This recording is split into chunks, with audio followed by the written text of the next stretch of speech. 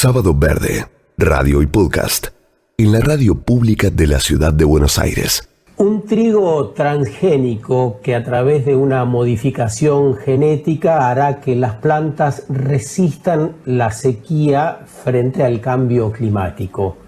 ¿Estamos frente a la solución de un problema o diseñando un escenario para amplificar el problema? Walter Pengue es profesor de Economía Ecológica en la Universidad Nacional de General Sarmiento, con un doctorado en Agroecología, Sociología y Desarrollo Rural. Es coautor del volumen La tragedia ambiental de América Latina y el Caribe, que va a presentarse por la ONU y la Comisión Económica para América y el Caribe, CEPAL, próximamente. Walter, ¿cómo estás? Muy buen día. ¿Qué tal, Sergio? Buen día. ¿Cómo estás? ¿Cómo están todos? Bien, lo primero que quisiéramos preguntarte es algo que tiene que ver con una declaración de la Comisión Nacional de Semillas que se ha expedido públicamente en estos días a través de su comité específico, y dijo: el trigo transgénico es un avance científico relevante y podrá ser un importante aporte en soja, maíz y otros cultivos, pero por ahora no en trigo. ¿Cuál es el riesgo? ¿Por qué en trigo no? Bueno, justamente una de las preocupaciones que lamentablemente a veces se tienen parados en una mirada reduccionista de mercados hace que algunos impulsen un tipo de cultivo y otros no. En el caso del trigo transgénico resistente a la sequía, como vos bien mencionás, pero no hay que olvidar también que justamente tiene una capacidad de ser utilizado conjuntamente con un herbicida, el glufosinato de amonio. La preocupación que existe es que este material está siendo permitido liberar en la República Argentina, pero prácticamente en todos los otros países del mundo no está liberado. Y una de las cuestiones en las cuales realmente hoy la situación, por distintos motivos, une a los promotores de la agroindustria junto con de alguna manera los luchadores por el ambiente, es que, bueno, existen problemas que van desde barreras comerciales, como tienen los primeros, hasta un conjunto y un paquete de impactos ambientales, sociales, económicos, de mediano y largo plazo, que lamentablemente, aparentemente quienes promueven ese tipo de cosas no están queriendo ver. Y es un poco lo que nos pone muy triste. Este no es un evento más, es decir, yo prácticamente, lo sabes muy bien, hace más de 25 años que vengo siguiendo los impactos de la soja transgénica en Argentina, y se repite la historia. Esto es lo triste.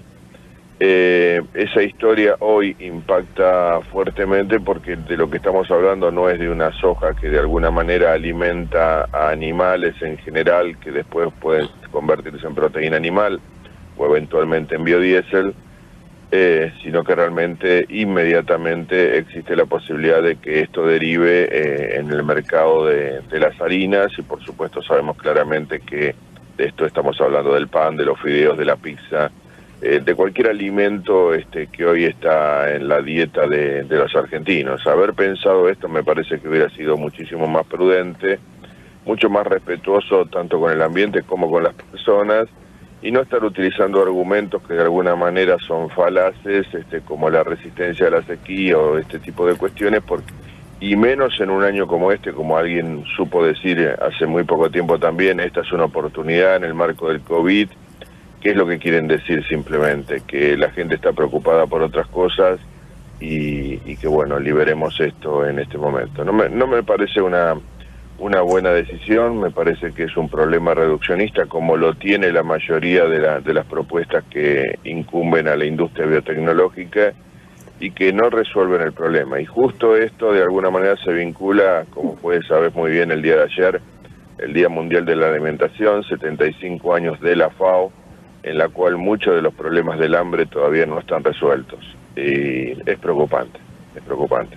¿Qué es el glufosinato de amonio? ¿Quién lo produce para volver a la raíz de lo que causa mayor rechazo entre nosotros? Claro, mira, es un hermanito, para hacerla sencilla y todos entendamos, es un hermanito del glifosato. Para que todos recuerden, el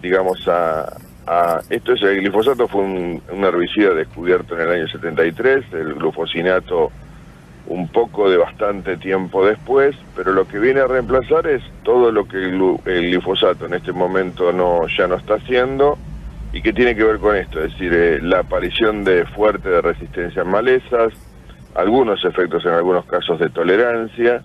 En el caso del glufosinato todavía esto no está, a nivel de campo, pero justamente porque es un herbicida que se utiliza en menor cuantía. Estamos hablando de que a nivel mundial estaríamos en un 10% de lo que se consume de glifosato, y viene acompañando, esto no es nuevo, es decir, el uso de este herbicida es un herbicida, si se quiere, conocido como de amplio espectro, o de los quemantes, de alguna manera, al estilo de touchdown, es decir, es un herbicida que voltea absolutamente todo, y que, bueno, le puede generar al agricultor alguna comodidad, como sucedía con la historia del glifosato, pero que rápidamente, en los contextos actuales y como estos herbicidas se utilizan, la posibilidad por el cambio de patrón de uso del herbicida, de aparición de resistencias en malezas, es realmente importante.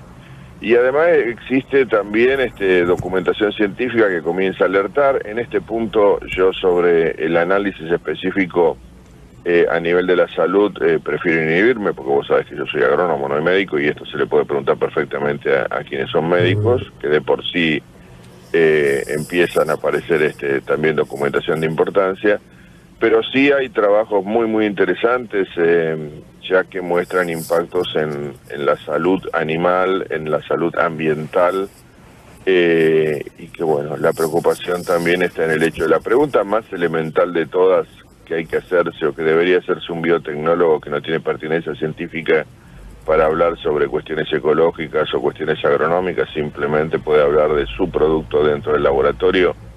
Es que, bueno, existen impactos, ahora no nos pueden volver a decir como 25 años atrás que estos impactos no suceden, y si no, tendrían que poner sobre la mesa toda la documentación científica que no está acompañando los reportes que están diciendo. Esto a mí realmente me encantaría que pudiéramos discutir, es muy interesante lo que vos dijiste, el diálogo, y hablar desde el punto de vista científico con quienes están interesados en promover esta tecnología, que me parece que no es bueno para Argentina, y ni que hablar del mundo, porque le estaríamos contaminando las partidas de trigo de una buena parte del mundo si esto se mezcla.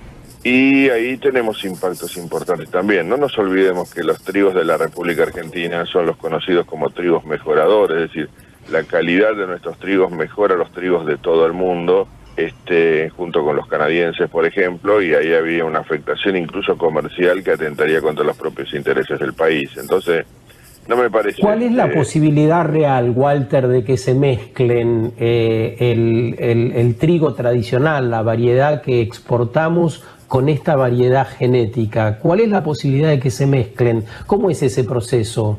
Mira, tanto la soja como el trigo, a diferencia del maíz, tienen una polinización que se conoce como autógama, es decir, la planta se autopoliniza. Lo que sucede en el caso del trigo es que esta autopolinización tiene un porcentaje de polinización aérea también. Entonces, si yo tengo un campo agroecológico al lado de un campo de este trigo transgénico, existe una posibilidad porcentual de migración de material genético, es decir, de flujo genético. ¿Qué es esto? Polen que va de una planta a la otra y puede polinizar a las plantas no transgénicas. Esta oportunidad, si se quiere, desde el punto de vista biológico, lo que termina produciendo también es otras plantas no deseadas que son también resistentes o que tienen el gen de resistencia. Y si fuera el tema de la sequía está una cuestión, pero también está el hecho de que empiezan a aparecer, y las hay barreras comerciales que pueden llevar a la obligatoriedad de devolver partidas de producción. A eso le tenés que sumar que esto es un evento que se libera al ambiente en un contexto muy muy especial en el mundo y en la República Argentina, que son los futuros o inmediatos problemas vinculados con la alimentación que comenzamos a tener derivados del proceso del COVID. Y Mientras Walter, antes gobierno... de seguir abriendo puertas... Sí, perdón. Antes de seguir abriendo puertas, quisiera que quede algo claro. ¿Qué tal? Cruz te saluda. ¿Qué y tal? Es que cuando empezamos en esta conversación, pusiste en duda esta capacidad de la resistencia a las sequías, que es una de las cualidades que más se están comunicando de este trío transgénico. ¿A qué te referías? A ver, esto es un caballo de Troya. Acá lo que de alguna manera se puede vender como una bondad, es decir, oh, qué bueno, tenemos un trigo resistente a la sequía. Otros que trabajamos la forma de manera más integral, lo que podríamos decir, resuelve todos los problemas. No, lo hace resistente o lo hace productivo o estable frente a una situación de estrés hídrico. Es un problema, pero es un problema que también al que se le puede esquivar de la mano del manejo. Entonces uno podría decir, bueno, ¿y esto va a resolver los problemas de producción de alimentos de la humanidad como tal? No, mire, tenemos 25 años de historia con la soja transgénica y eso no ha pasado. Y son las mismas promesas que se planteaban en su momento. Entonces, es un evento transgénico más que tiene intereses comerciales dando vuelta. La discusión hoy es que uno de los grupos está preocupado porque tienen de alguna manera y con razón miedo a que les afecten sus partidas. Pero los que analizamos la cuestión desde el punto de vista ambiental integral, lo que terminamos viendo es que esto te permitiría también, además de esa resistencia a la sequía, un ciclo completo de uso de glufosinato a lo largo de distintos cultivos. Entonces, eventualmente podría tener en un campo donde ya el glifosato es resistente, hay malezas resistentes al glifosato, el uso de glufosinato de manera recurrente, persistente, permanente. Entonces eso te hace tirar a vos una nueva cantidad de millonada de litros o de equivalentes litros comerciales que previamente no teníamos. A eso los datos, por ejemplo, del doctor Marino de la Universidad de La Plata y de otros colegas que por suerte ahora comienzan a investigar estos temas de manera seria, comienzan a decir claramente que su potencial de efecto dañino sobre la salud ambiental o de algunas especies es muy alto. Entonces, bueno, esto manifiesta una preocupación y sería interesante que quienes promueven esto hubieran escuchado o, por ejemplo, ya hubieran tomado alguna información sobre los efectos hechos por el glifosato, por ejemplo, en algunas otras especies muy indicadoras como las ranas, donde el profesor Rafael y potencialmente estamos ante un riesgo de volver a presionar para que se extienda la frontera agropecuaria, es decir, seguir derribando bosques para obtener mayores terrenos para la siembra con este anuncio. Esa es una posibilidad, Sergio, pero la mayoría de las pruebas que se ha hecho y que se están haciendo de estos trigos transgénicos resistentes a las sequías y al glufosinato de amonio se han hecho en la zona núcleo. Entonces, no sé si estarían pensando exclusivamente abrir la frontera o para la lucha contra la sequía o si realmente se están frotando las manos para la venta del glufosinato. Me parece que por ahora sería lo segundo. La presión sobre otros entornos existiría la posibilidad de utilizarlo. También existe, como sucedió con el caso del glifosato, ir hacia el norte y abrir más frontera agropecuaria y generar un uso más recurrente del herbicida, pero te recuerdo lo que me decían los colegas cuando nosotros escribimos el libro Bioinvasiones y Bioeconomía, el caso del sorgo de Alepo en la agricultura argentina. Lo menciono justamente para que aprendamos un poco de los errores. Los colegas del norte me decían, Walter, llegamos al paraíso con el glifosato, pero fue así de chiquitito y me mostraban las manos cerradas, demostrando un empequeñimiento de la oportunidad. Acá empieza a pasar un poco lo mismo y nos preocupa mucho. Y encima de todo esto no estamos hablando de un producto que no va a la panza de la gente o que va en forma indirecta en el caso de las argentinas, porque sabemos claramente que las hojas transgénicas se las están comiendo en distintos alimentos, pero no directamente como se plantea para la producción de pan, que todo el mundo come pan en la Argentina. Este no es un país justamente no panadero. Gracias, Walter, por este rato con nosotros, por tus estudios y bueno, por la continuidad en el trabajo desde hace tantos años. Un abrazo grande. Bueno, les mando un abrazo y bueno, a cuidarse todos también. Un abrazo. Chau, chau. Walter Pengue, profesor de Economía Ecológica en la Universidad de General Sarmiento, una autoridad que viene con estos temas muy de cerca y alerta, en este caso, sobre esta nueva creación que algunos sectores ponen casi como un estandarte de la Argentina y otros, como acabamos de ver, marcan una serie de deficiencias y riesgos con una contundencia que nos hace estar alertas y activar en todos los campos para conocer un poco más. Sábado Verde, radio y podcast, en la radio pública de la Ciudad de Buenos Aires.